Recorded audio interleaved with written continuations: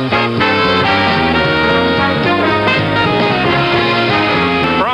Hollywood, The Tonight Show, starring Johnny Carson.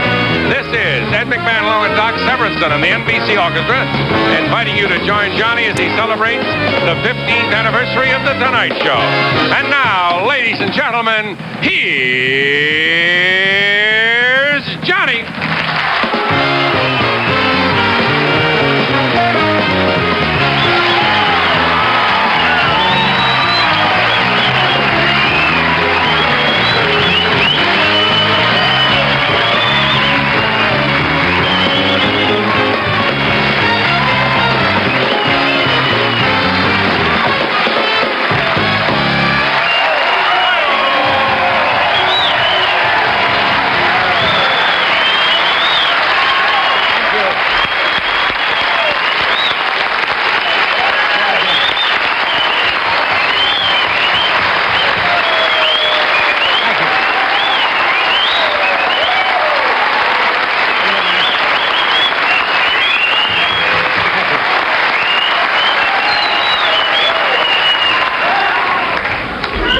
God, for a terrible moment, I thought you were leaving.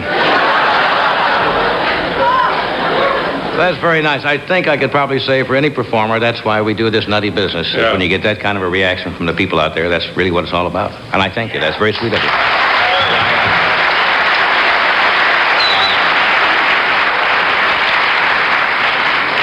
I welcome you to our 15th anniversary show, as you probably know.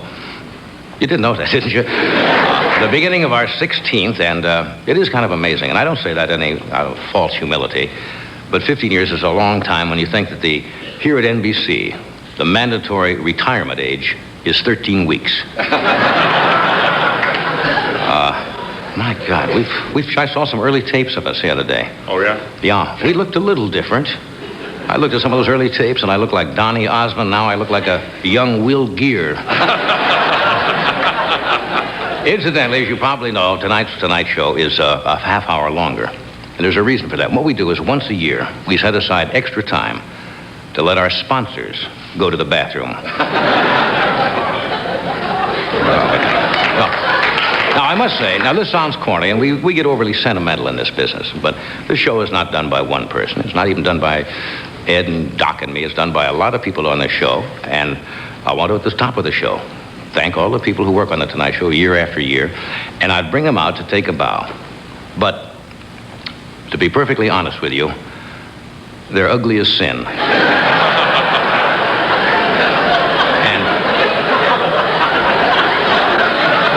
And you'd get sick to your stomachs if you saw their faces, so they'll just have to stay in the back.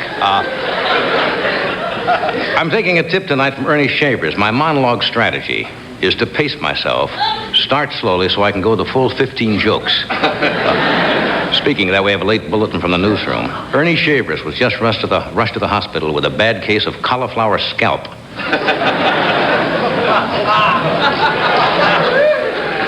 How quickly you change. I got a standing to a squatting ovation all of a sudden. Well,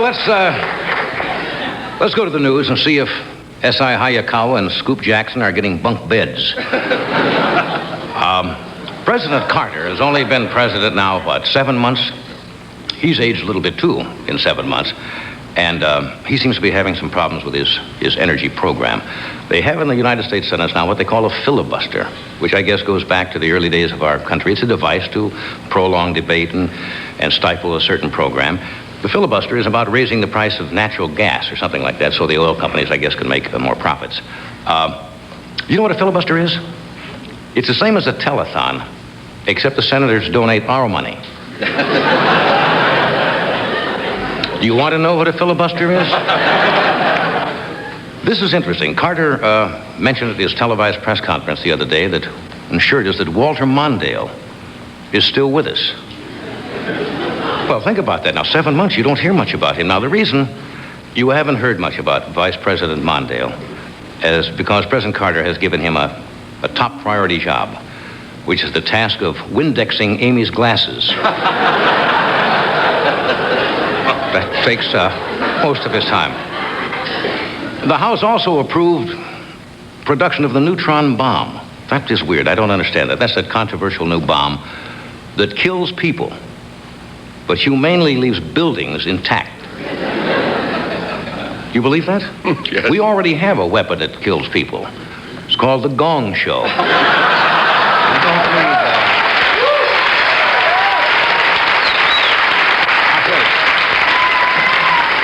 I think one of the main reasons Carter's in favor of the neutron bomb is to stimulate the steel industry, which is in kind of a slow period, by producing galvanized jockey shorts. He wants to do that. Well, there has to be a little valley somewhere along the road. Did you see the argument that Mayor Beam is in with Mayor Bradley? Mayor Beam, the mayor of New York City, is accusing. He says Mayor Bradley is guilty of bad-mouthing New York City. Because, they had the competition of where the Olympics were going to go. Los Angeles got the Olympics, but Mayor Beam says Bradley was putting down New York by saying that New York had a higher crime rate than Los Angeles. And Mayor Beam made that statement from his bunker under Gracie Mansion. But no, look, I'll be honest now.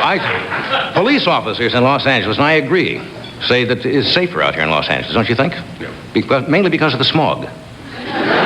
No, it gives you time to reload. What else is going on? Gladys Knight and the Pips were in the paper today. They are being sued. Do you know why? They gave a concert at a place out here called the Greek Theater, which is an open-air theater in Los Angeles, and the residents who live nearby were disturbed because of all the noise at night. The noise level was too high, and they are suing Gladys Knight and the Pips, and they reached a compromise today. I'm happy to pass this on to you. Gladys is allowed to sing, but she has to put mufflers on her pips. Whenever she...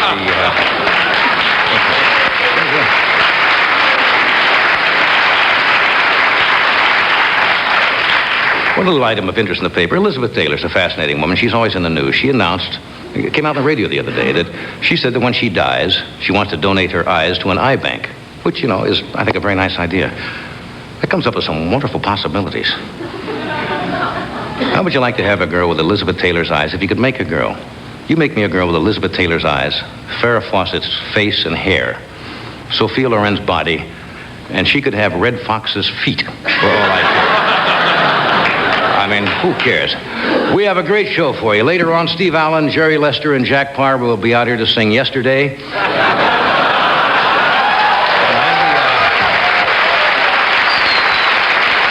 Thank you for coming, and we'll be right back.